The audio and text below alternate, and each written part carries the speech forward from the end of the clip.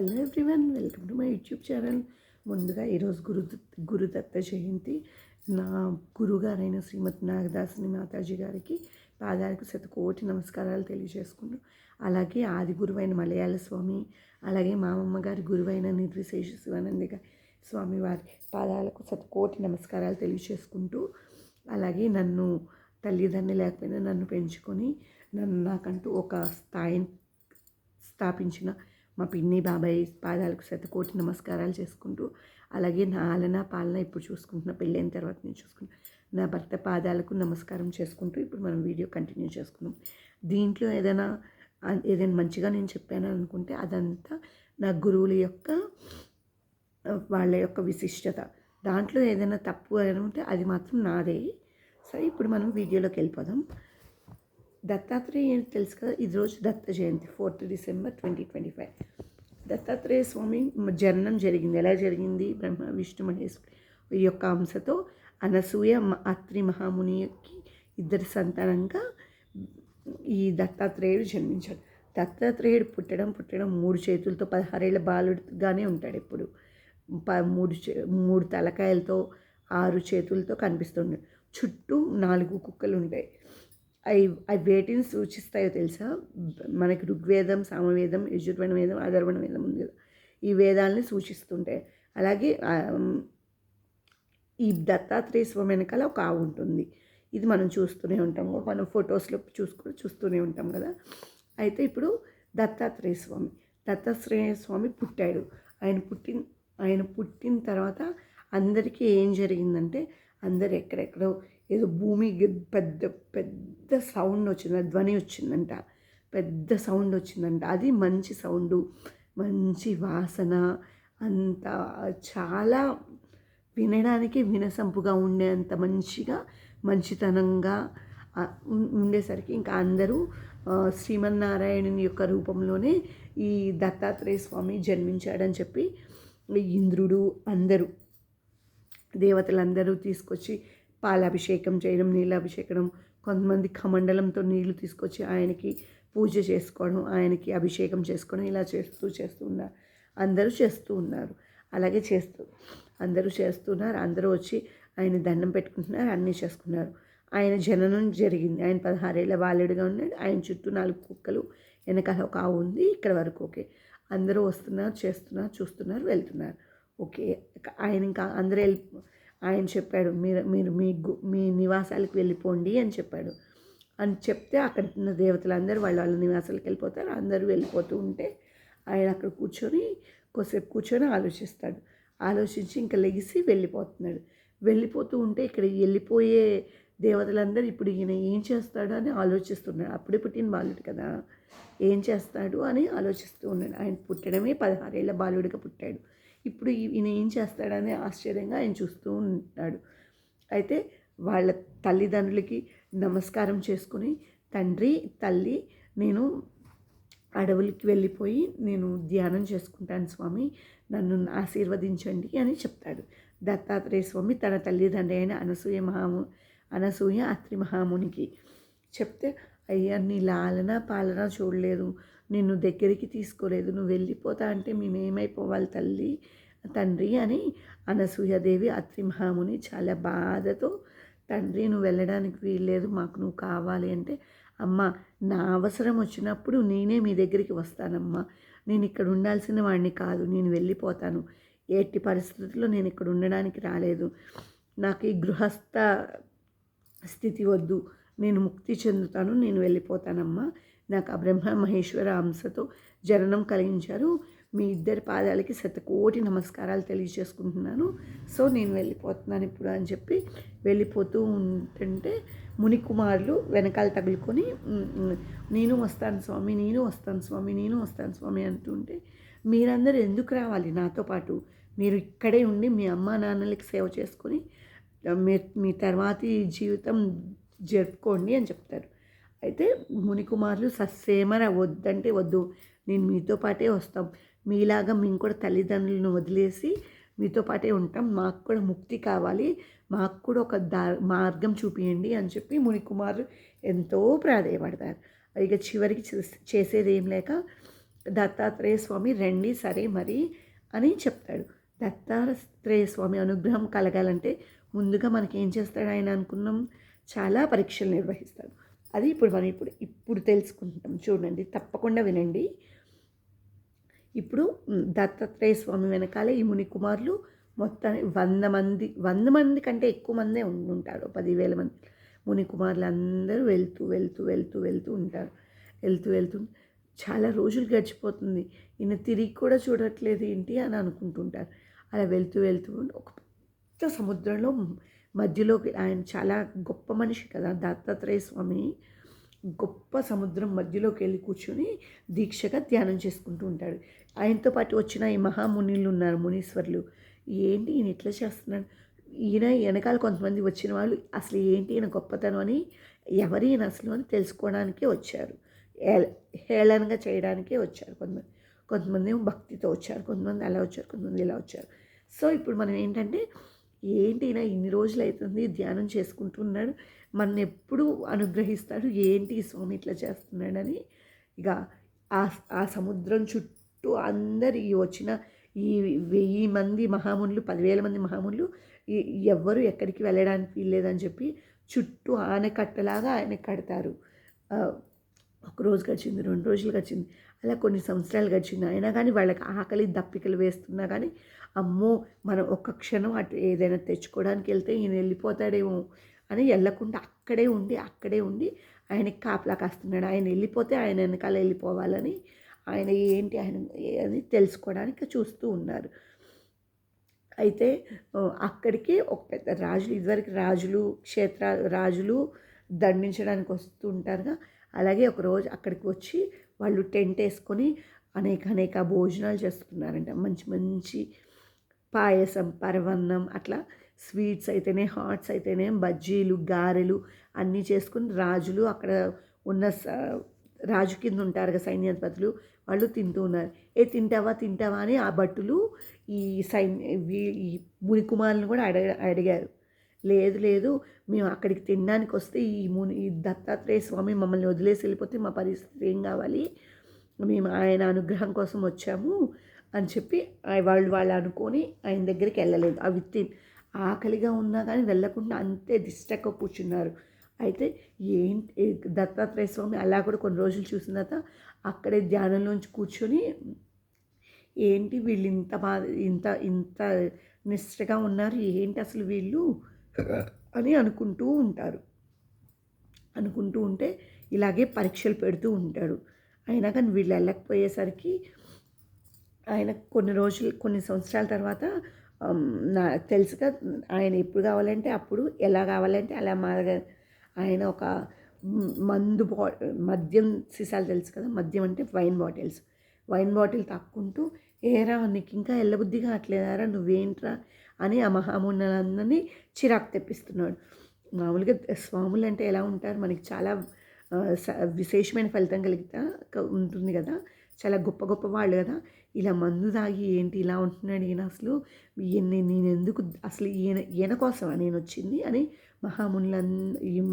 వచ్చారు కదా మునీశ్వరులు, ఈయన కోసమా నేను వచ్చింది, ఈ తాగుబోతోడు కోసమా వచ్చిందని అనుకుంటూ ఉంటారు. అయినా కానీ ఈయన ఎక్కడికి వెళ్తాడు, ఏం చేస్తాడు, అది నాకు తప్పకుండా తెలియాలని మునులు ఒక్క అంచు కూడా కదలకుండా సముద్రం చుట్టూనే ఉన్నారు. వీళ్ళు ఎంత చేసినా పోవట్లేదు, ఇంకొక పరీక్ష పెట్టి చూడాలని దత్తాత్రేయ స్వామి అనుకుంటాడు.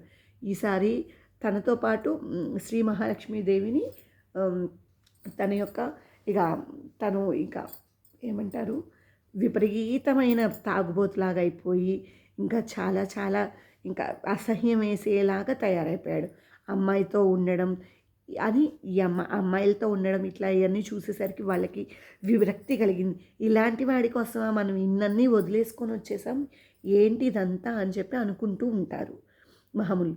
ఈయన వల్ల, నా వల్ల కాదు, మేము ఉండం, ఇలాంటి వాడి కోసమా నేను నా తల్లిదండ్రులను వదిలేసి వచ్చేసింది, అసలు ఈయన మహామునియే కాదని చెప్పి అందరు వెళ్ళిపోతారు.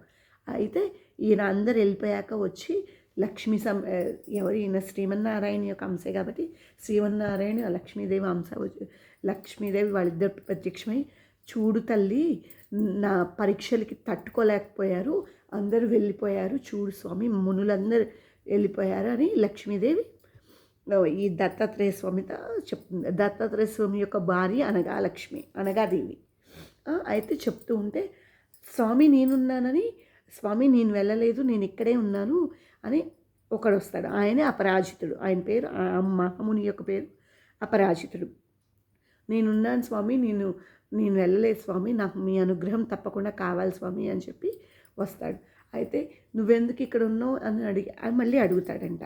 ఎందుకు నువ్వు ఇక్కడ ఉన్నావు అసలు అంటే, నాకు మీ అనుగ్రహం తప్పకుండా కలగాలి స్వామి అని చెప్పి చెప్తాడు. అయితే నువ్వు ఇంటికి వెళ్ళు, నీకు కావాల్సినవన్నీ నీకు వస్తాయి అని చెప్తాడంట. ఆయన కావాలనుకున్నాడు, ఆయన పంపించేశాడు.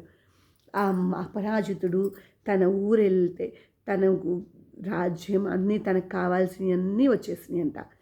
ఈ అనుగ్రహం, స్వామివారి అనుగ్రహం మనకి కలిగితే మాత్రం ఆయన ఇస్తూనే ఉంటాడు.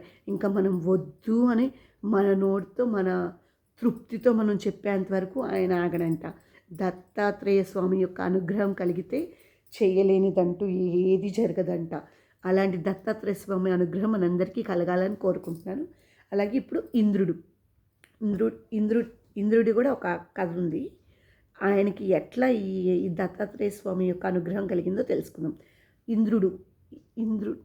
ఇంద్రుడు కదా, ఇంద్రుడికి ఎలా కలిగిందంటే, ముందు కార్తవీర్యార్జునుడు అనగనగా ఒక ఊర్లో హవ అనే ఒక సంస్థానంలో మార్కండే మాహిష్మతి సామ్రాజ్యం ఉన్నది. ఆ మాహిష్మతి సామ్రాజ్యంలో ఒక కార్తవీర్యార్జునుడు అనే ఒక కొడుకు, ఒక మహామునికి కొడుకు ఉంటాడు, ఒక రాజుకి. ఆ కొడుకుకి ఏమీ చేత కాదు, సచ్చుబడిపోయిన కాళ్ళతో ఉంటాడంట.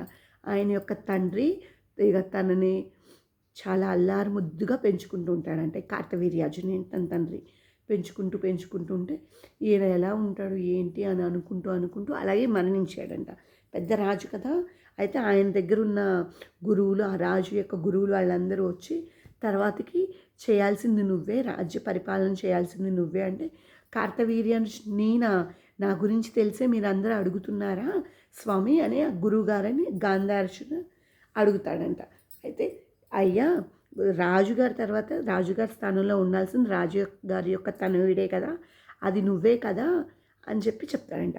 అమ్మో నేను ఉండలేను, నా వల్ల కాదు అని చెప్పి చెప్తాడంట. అయితే నేను ఉండను అంటే, అయ్యా మీరే ఉండాలయ్యా స్వామి అని చెప్తాడంట. నేను ఉండలేను అని చెప్పి వచ్చేస్తాడంట. నేను వెళ్ళిపోతున్నాను అని చెప్పి చెప్తారంట. అయితే అక్కడున్న మహామునులు చెప్తారంట, ఆగయ్యా నువ్వు వెళ్ళిపో, మాకు నువ్వు దత్తాత్రేయ స్వామిని తప్పకుండా ప్రార్థించు. దత్తాత్రేయ స్వామి మహామునులకి, ఇంద్రునికి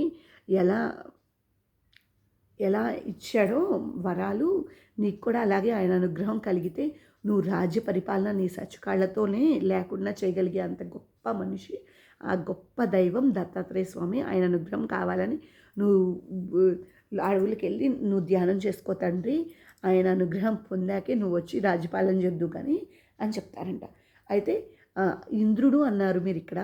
ఇంద్రుడికి ఎట్లా తెలిసింది ఈయన గురించి, దత్తాత్రేయ స్వామి గురించి, ఇంద్రుడు ఎట్లా వసుడయ్యాడు ఈయనకి అని చెప్తాను. ఇంద్రుడికి అనగా ఒక సమయంలో జంబుడు అనే ఒక రాక్షసుడు నేను. ఆ జంబుడు అనే రాక్షసుడు బ్రహ్మకి ఘోర తపస్సు చేసి ఆయన దగ్గర నుంచి తపస్సు చేస్తే ఆయన ఒక వరం ఇస్తాడంట.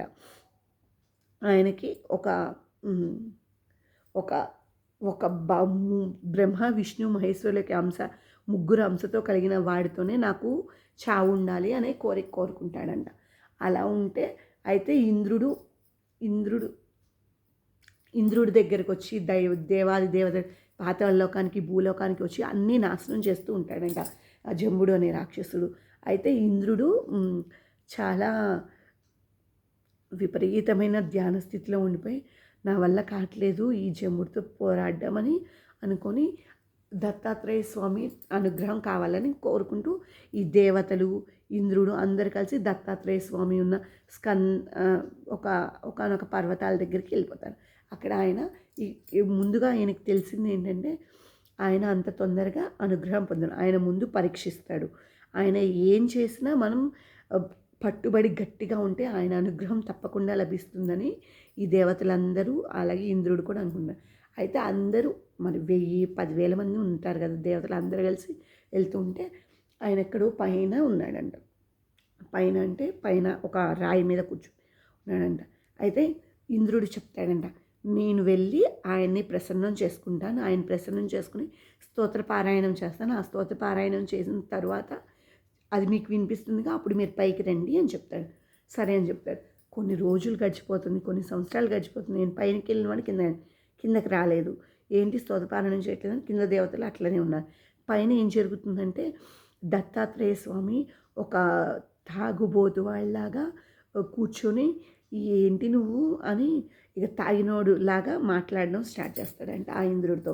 అయ్యా, నువ్వు అనుగ్రహం ఇచ్చే ముందు మాకు ఇలాంటి పరీక్షలు పెడుతూనే ఉంటావని మాకు తెలుసు అయ్యా, నీ అనుగ్రహం మాకు కావాలయ్యా అని అంటే, నేను అనుగ్రహం తాగుబోతుడి దగ్గరికి వచ్చి నువ్వు అనుగ్రహం అడుగుతావు, ఎవడివి రాను పోరా అని కాలుతో తంతాడంట దత్తాత్రేయ స్వామి.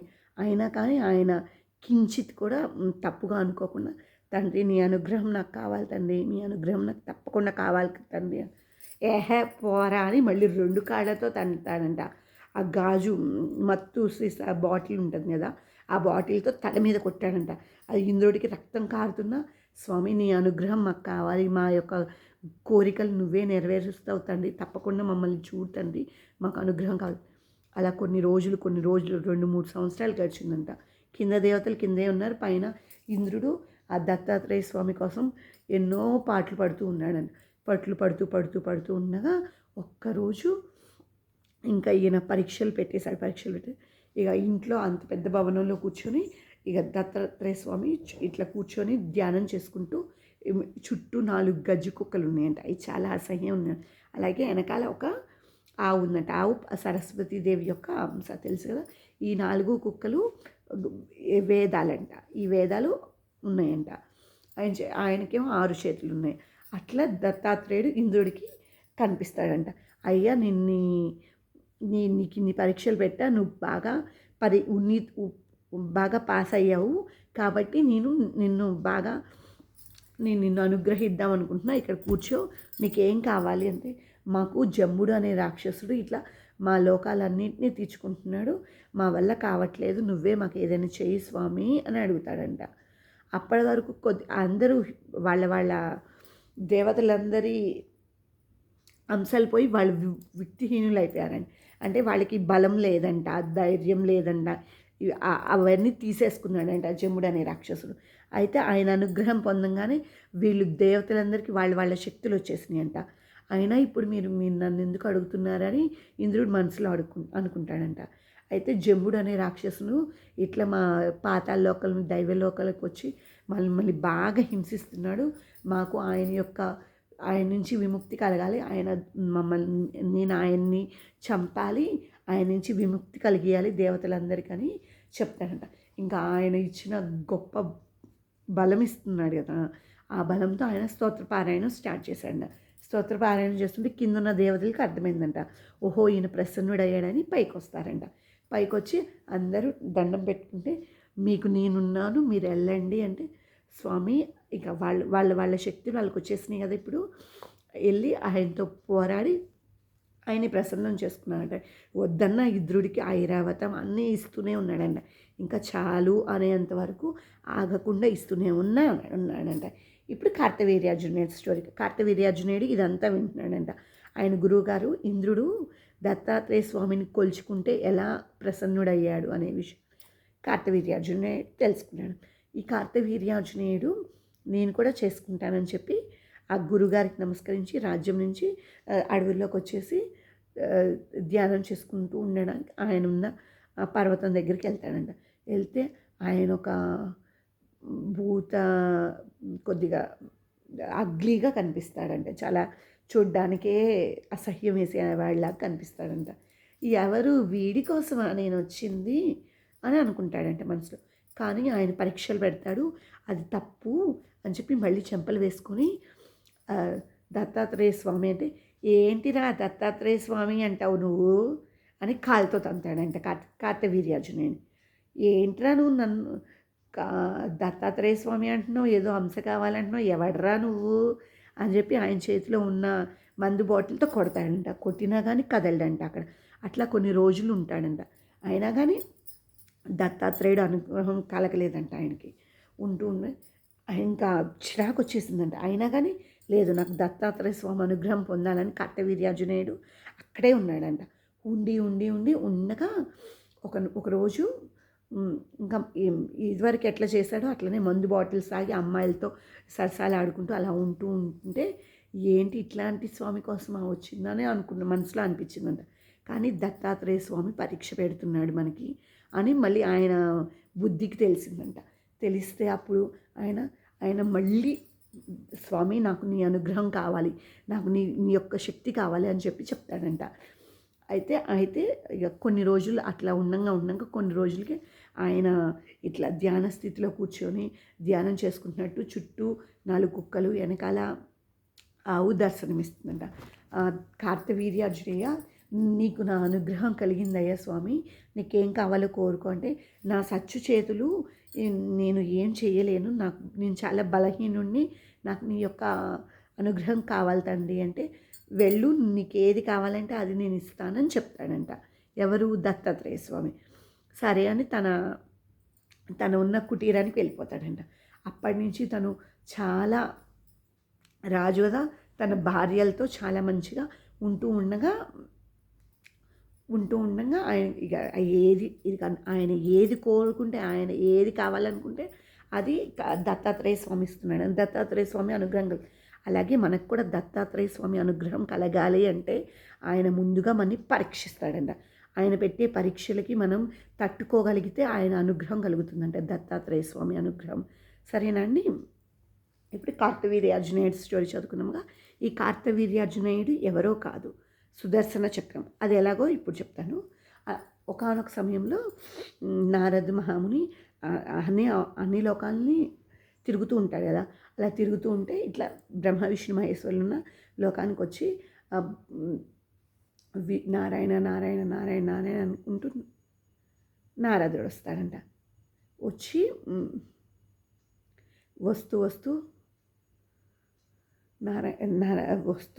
అయ్యా సుదర్శన చక్రమా, నువ్వెంతో గొప్ప పేరు పెట్టి పుట్టుకున్నావు, అందువల్లే నువ్వు ఆయన ఏ యుద్ధం చేయాలని నిన్ను వాడుకుంటాడు అని ఏదో గొప్పగా సుదర్శన చక్రానికి చెప్తుంటాడు. అదేది లేదు స్వామి, నాకు ఆయన దగ్గర ఉంటే చాలు, ఆయన అనుగ్రహం కలిగితే చాలు అని సుదర్శన చక్రం చాలా మంచిగా చెప్తుందంట. ఆయన లేదు స్వామి, ఆయన అనుగ్రహం నీ మీద ఎప్పటికీ ఉంటుందని అని చెప్తూ ఉంటాడు నారద మహాముని. కొద్దిగా ఎక్కువగా ఆయన పూజిస్తూ ఉంటాడని. ఆయన ఎక్కువగా నువ్వు చాలా గొప్ప, చాలా అది ఇది అని చాలా గొప్పగా చెప్తూ ఉంటాడు. అలా చెప్తూ ఉంటే ఆయన బుద్ధిలో అహంభావం పెరిగిందంట. నేను లేనిదే విష్ణువుకి పని జరగదు, సుదర్శన చక్రం లేనిది ఆయన వెళ్ళి ఏం చేస్తాడు, ఏముంటుంది, ఆయన హీనుడైపోయాడు, బలహీనుడైపోతాడు నేను లేకపోతే అని బుద్ధి లోపల అనుకుంటాడంట. ఆ విషయం నారద మహామునికి తెలిసిందంట, ఆయన అనుకున్న విషయం. కానీ ఆయన బయటికి చెప్పడంట. అయితే సరే అని చెప్పి ఆయనకి చెప్పేసి, సరే నేను విష్ణువు దగ్గరికి వెళ్తున్నానని చెప్పి విష్ణువు దగ్గరికి వస్తాడంట. సుదర్శన చక్రం దగ్గర నుంచి ఆయన దండం పెట్టుకుని, నారద కూర్చో అని విష్ణువు కూర్చోబెట్టుకుని, ఏంటి సంగతులు, లోకాలన్నీ సంచరిస్తున్నాను స్వామి, మీ యొక్క అనుగ్రహం వల్ల మేము మంచిగానే ఉన్నాం స్వామి అని చెప్పి నారద మహాముని చెప్పి వెళ్ళిపోతాడంట. అయితే విష్ణువు శ్రీమన్నారాయణుడు సుదర్శన చక్రం దగ్గరికి వెళ్ళి, నువ్వు అహంభావం వచ్చింది నీకు, కాబట్టి నువ్వు భూలోకంలో పుట్టాల్సిందే, భూలోకంలో పుట్టి నువ్వు లేకుండా నేను ఏమైనా చేయగలను అనేది అంటే నీకే అంటే స్వామి, నేను అలా ఏం అనుకోలేదు స్వామి, నన్ను క్షమించండి, నేను అలా ఏం అనుకోలేదంటే ఆయన వినడం లేదు. నీకు ఇదే శిక్ష, నీకు అహంభావం వచ్చింది, నువ్వు బయటకు చెప్పకపోయినా నాకు తెలుసు కదా అని అంటూ ఉంటాడు. అయితే ఈ కార్తవీర్యార్జునేయుడే ఈ సుదర్శన చక్రం ఈ అహం తొలగించడం కోసం నేనే గొప్ప అని అనుకుంటున్నాడు కదా, అహం తొలగించడం కోసం ఆయన్ని భూమి మీద పుట్టించాడంటే కార్తవీర్యార్జునేయుడిలాగా. కార్తవీర్యార్జునేయుడు ఒకానొక సమయంలో ఆయనకి ఇంకా అన్నీ ఇస్తున్నాడు కదా స్వామి, దత్తాత్రేయ స్వామి ఇస్తూ ఉంటే భరత మహాముని యొక్క ఆశ్రమంలోకి వెళ్తాడంట. మామూలుగా పెద్ద పెద్ద బ్రాహ్మణుల ఇంటికి వెళ్ళాడంట. వాళ్ళ ఇంట్లో ఒకరోజు భోజనం చేయడానికి వెళ్ళాడంట. వెళ్తే, మాకు ఇట్లాంటి ఏం అవసరం లేదు, మాకు మేము మాంసాహారం తింటాం అన్నట్టు గొప్పగా చెప్పుకొచ్చాడండి కార్తవీర్యార్జునేయుడు. చెప్పకొస్తే మాకున్నది పెడతాం స్వామి అని అనుకుంటాడంట. ఆ మహాముని దగ్గర ఒక ఆవు ఉంటుందంట. ఆ ఆవు ఏది కావాలన్నా అది ఇస్తుందంట. ఇలాంటి ఆవు నీ దగ్గర ఉండడానికి వీల్లేదని చెప్పి తీసుకొని వెళ్ళిపోతాడంట కార్తవీర్యార్జునేయుడు. తీసుకెళ్ళండి నా రాముడు వస్తాడుగా, నా రాముడు వచ్చినప్పుడు నీ సంగతి చూసుకుంటాడులే అని ముని అనుకుంటాడంట. భరత మహాముని అనుకుని వదిలేస్తాడంట. ఆయన వాళ్ళ ఇంటికి తీసుకెళ్ళిపోయాడంట. పరశురాముడు రానే వస్తాడంట. వచ్చేసరికి నాన్న ఏది నా చెల్లి అయిన ఈ ఆవు ఏది అని చెప్పి అడుగుతాడంట. అయితే ఇట్లా కార్తవీర్యార్జునేయుడు తీసుకుని వెళ్ళిపోయాడు ఆయన అహంభావంతో. అంటే ఆయన పరశురాముడు విష్ణు యొక్క భక్తుడంట. చాలా చాలా శివును ఆశీస్సులు కూడా ఆయనకి కలిగినాయంట. ఇప్పుడు ఆయనతో యుద్ధం చేయడానికి వెళ్తాడంట కార్తవీర్యార్జునేయుడు. యుద్ధం చేయడానికి వెళ్తుంటే ఈ మహాముని తండ్రి అయిన వాడు, నువ్వు వెళ్ళొద్దు, నువ్వు వెళ్ళి యుద్ధం చేయొద్దు, ఫస్ట్ నార్మల్గా మీరు నా ఆవుని తెచ్చుకున్నారు, మేము ఆ ఆవుని చాలా రోజులుగా పూజిస్తున్నామని చెప్పు, తర్వాత ఆ మాట వినకపోతే అప్పుడు నువ్వు యుద్ధం చెయ్యి అని చెప్తాడంట తండ్రి అయినవాడు. అయితే ఈ పరశురాముడు వెళ్ళి ఆయనతో మంచిగా చెప్తే వినలేదంట. వినకపోయేసరికి యుద్ధం స్టార్ట్ చేస్తాడంట. యుద్ధం స్టార్ట్ చేస్తే అలా కొన్ని రోజులు గడుస్తుందంట.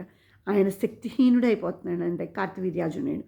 ఆయన దత్తాత్రేయ ఇది ఉన్నా కానీ ఈయన 500 బాణాలు వేస్తే ఆయన 1000 బాణాలు వేయడం అట్లా జరుగుతుంటే అప్పుడు కొంతసేపటికి ఆయనకి మతిస్థితి వచ్చినవాడు మామూలు మానవుడు కాదు, ఈయన విష్ణు యొక్క అంశట్టుంది అని చెప్పి ఇంకా నాకు సమయం అయిపోయింది అని చెప్పి అనుకుంటూ ఉంటాడంట. ఇంకా ఆయన వేసిన బాణాలకి ఆయన మరణిస్తాడంట. మరణించడంతో ఇంకో జన్మెత్తడం కార్తవీర్యార్జున.